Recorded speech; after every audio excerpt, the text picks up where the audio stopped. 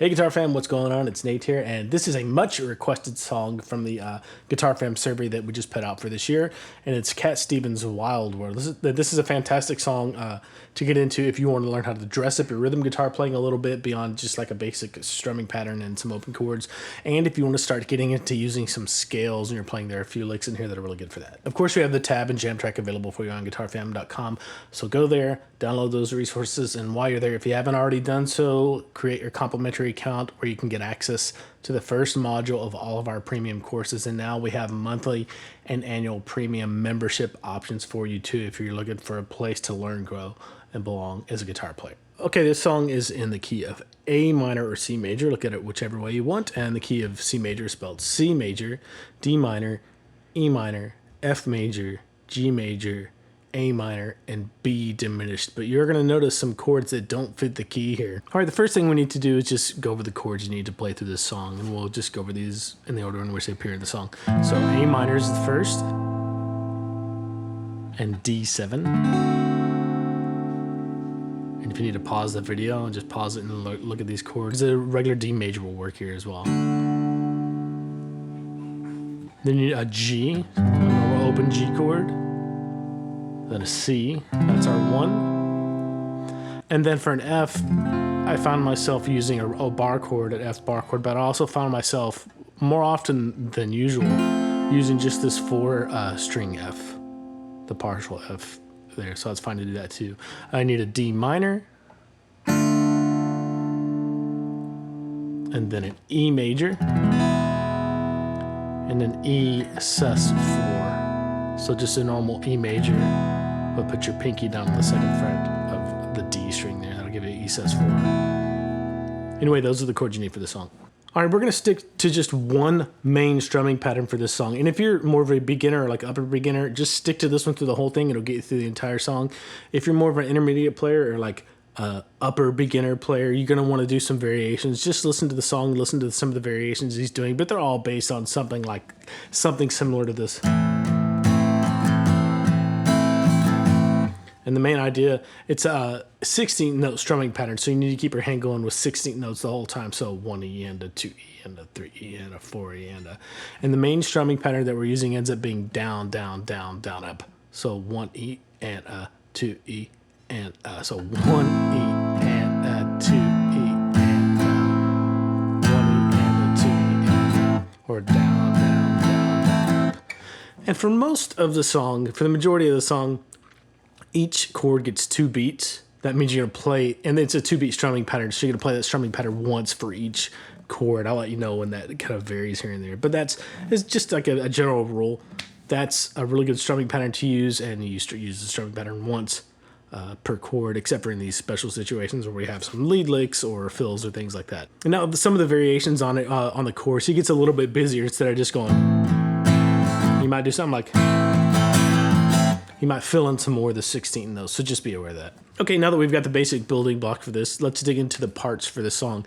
The intro, the verse, and the pre-chorus are almost all exactly the same, except for the very end of the pre-chorus, and I'll let you know which parts those are. By the way, if you want to follow the timestamps for this song, I've been trying to put those in the YouTube videos if you want to skip to a certain part. Like the performance of the song will be at the very end of the video, and you can skip to that part if you want to. All right, let's take a look at this main chord progression with the main strumming pattern. So just play each chord here for 2 beats and use the strumming pattern once until you get to that E. And that's where the measure where things change. Here you go. So 1, 2 E and a 3 E and a 4 E and a D7, G, C, F, D minor, E. And for that measure of E, we just played down, down, down, down, up, or 1, 2, and for 3E, 3E, and then on of 3, you have an upstroke with the E sus4 just once, and then that's an 8th note, and then you have another upstroke on just a normal E, and then another upstroke on the last 4. At the end of that measure 4. So it's easier for me to play this for you than it is to kind of verbally explain to you. So here, let me play this for you. 1, 2, 3 E and a 4 E and a. One more time. 1, 2, 3 E and a 4 E and a. All right, that's the main progression. Let me play that all the way through. It's worth going over again just because it is the intro, every verse, and every pre-chorus besides the end of the pre-chorus. I'll show you the little lick to get into the chorus. Here you go. Here's the intro again. 1, 2 E and a 3 E and a 4 E and a.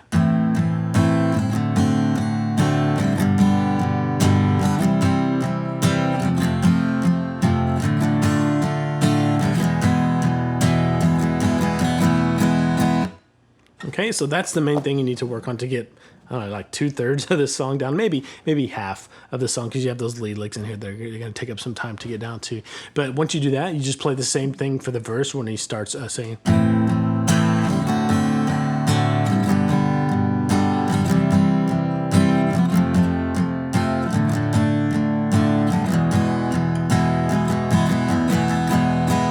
And one thing that I should mention here, as I go along, I try to find fingers in common with these chord changes. So like this A minor, from the A minor to the D7, my index finger stays the same on the same fret and string. And then from G to C, I have to change it a lot. Of course, F is a big change, but even then, my third finger from C to F doesn't move. So that's an anchor point too. If I want to do from C to this F, that's what sets me up for an anchor point for this D minor. So from this 4-finger F to D minor, my middle finger didn't move, so that's my anchor point. It's really nice. It helps me be a little bit more accurate with my chord changes. Okay, so when you get to the pre-chorus, just go through the same chord progression again. In the lyrics, if you want to leave, take good care. That part. Take good care.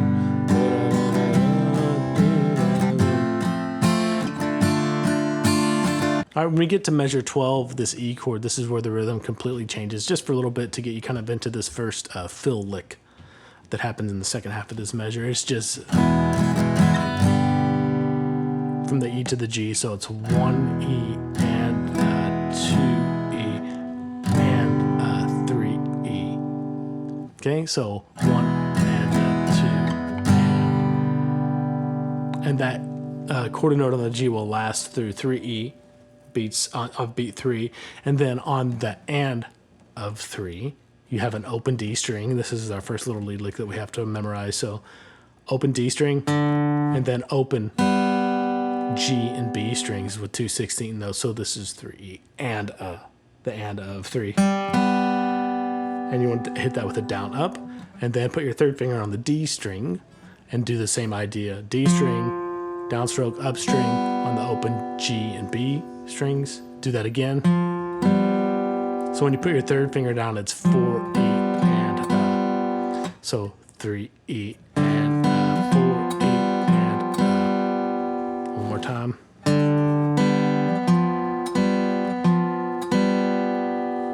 Okay, the next measure, the lick continues, but this is a little bit strange. Not strange, if it's new to you, it may be strange, but we have a measure of 2/4.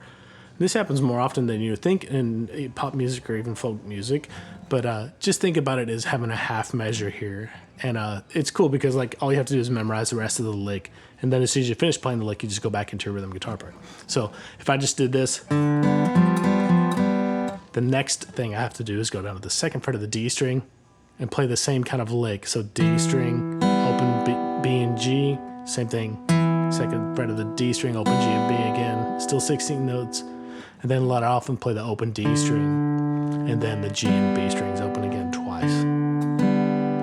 And that's your measure of 2/4. You're playing 16 notes, so just 1 E and a 2 E and then you get into the chorus.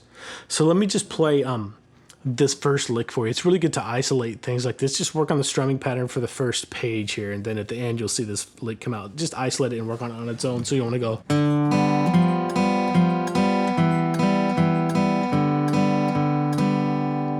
And if you dig in really hard,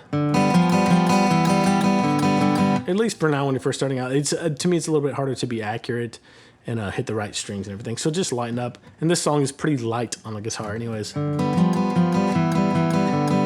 That makes it a little bit easier not to get caught up in the string. So just work on that and isolate it.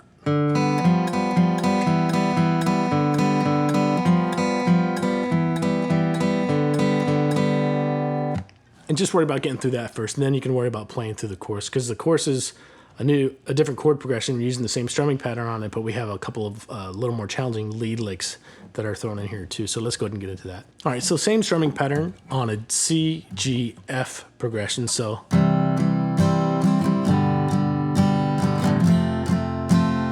right, just down, down, down, up. Still just 2 beats per chord. Down, down, G, F. And that gets you to the second beat of the second bar of the chorus. And then you have this lick that starts on 3. And it's pretty quick. It's 16th notes, right? So all I'm doing is walking down a C major scale starting on a C on the first fret of the B string. So I'll play that, then open B, second fret of the G, open G, third fret of the D, second fret of the D, open D, and then the C. So I'm playing a 1 octave C major scale that starts on this C and ends on this C on the third fret of the A string. And things to remember here is to relax, use straight alternate picking, so down, up, down, up, down, up, down, up, and I end on an upstroke because that's just the way it works out. So really slow this down. And this is helping you memorize the C major scale, so that's great. But also it's helping you memorize where the strings are if you're new to lead guitar. On this hand, one thing you want to be sure to do is whether you plant your wrist here or just touch the string or the top of the guitar with your finger, you want some kind of tactile reference so you can hit the right strings. And you'll notice I'm picking, but as I change strings, I'm not like sweeping, leaving my hand planted like this. But my whole unit of picking moves like this, so my technique really doesn't have to change. Just keep that in mind. And I can feel the main place for me that I'm feeling this is I'm feeling the high E string on the top of the guitar with my pinky here. For my reference, a little bit of my wrist too here on the bridge of the guitar as well. So let me play that whole thing for that first phrase.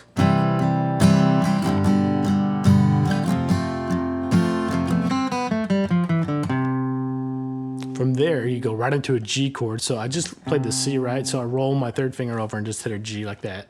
Same strumming pattern, G, F, C. And then on 3 and 4, this measure, we have another lead lick, 16 notes again, but it's all on the bass strings, the lower strings. I just have, all that is the third fret of the low E string twice. Keep the alternate picking going.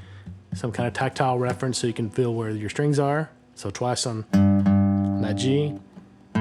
Open A string once, then the third fret, the C of the A string 3 times, and then the open A, and back to the G on the third fret of the low A string. So,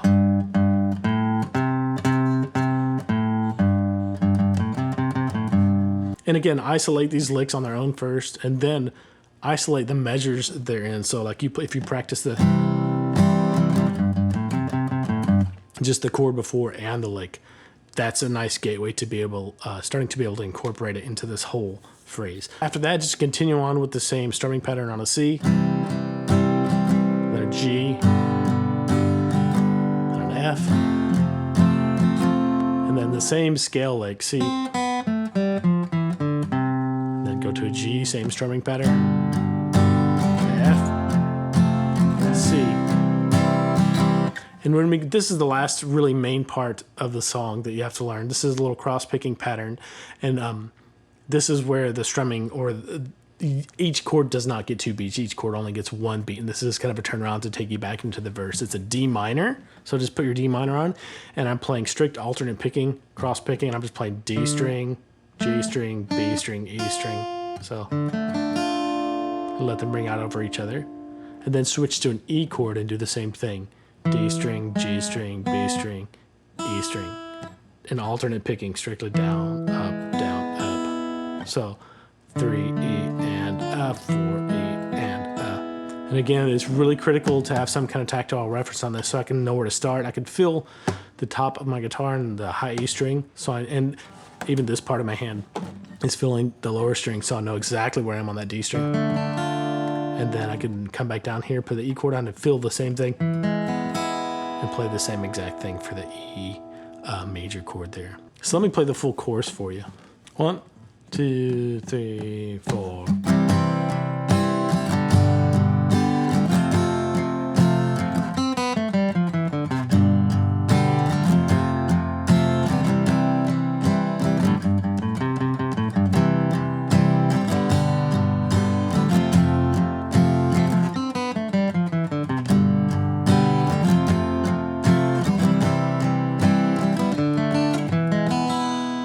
Okay, one thing that I should mention is when I'm playing this, I'm like, as soon as I finish that last strum on the F, my index finger is just already getting back to go here to get there really quick, even if the other hand isn't ready yet. It's kind of preemptively going back there, just not before the chord is finished, but it's getting there really fast. And the same thing on this other thing.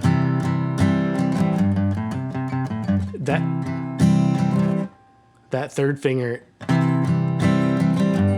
if you see it, just moved really quickly.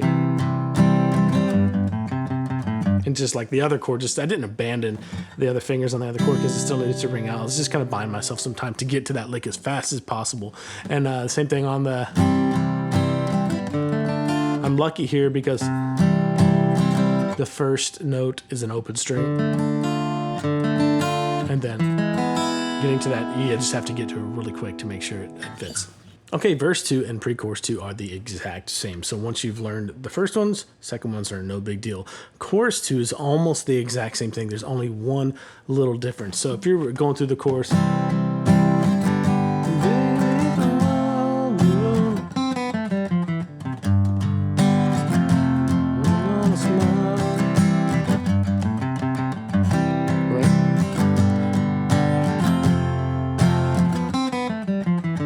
right here on the 1 of that next measure after your little scale lick that you do the second time, you have a rest. So on 1. And then on 2, you have a G. That's just a quarter note downstroke. And then from there, on beat 3, you're back to just a regular strumming pattern on the F. So let me go from the...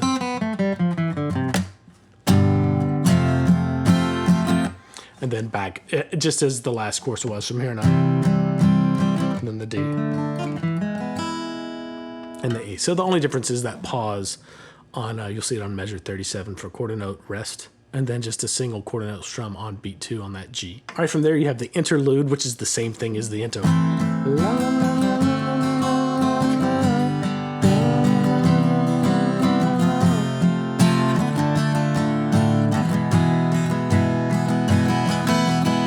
Okay, that's after chorus 2, and that kind of takes the place of what would be verse 3, if you want to think about it like that. But right after you play that with the la-las, you go right into pre-chorus 3. So, if you want to leave,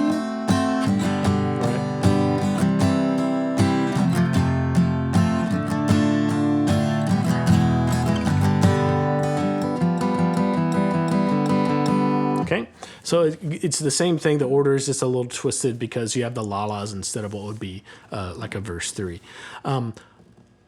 Let me get through the rest of the song, and then I'll show you some little decorations that I like to put in here to take your rhythm guitar playing up to the next level if you want to. From there, you just play the chorus again, chorus 3. And chorus 3 is exactly like chorus 2. You just have that little stop in there. And this day, it's on measure 54. Stop on measure 54, and then the quarter note on G is same thing again. And then you have chorus 4, which is the exact same thing. The only thing that changes is when you have this for the last time. Like a child girl, you just stop on a C and let it sing out. So that's the whole thing. Work on the individual parts, individual chord progressions first, and then the little lead licks on their own. Then start trying to put them together and patch them together. Listen to the song a lot because it'll give you a good idea for extending your strumming patterns beyond just the down, down, down, down up that we've been doing so far here. Let me show you one of my favorite little bass line things to do in this song. I'm not even sure if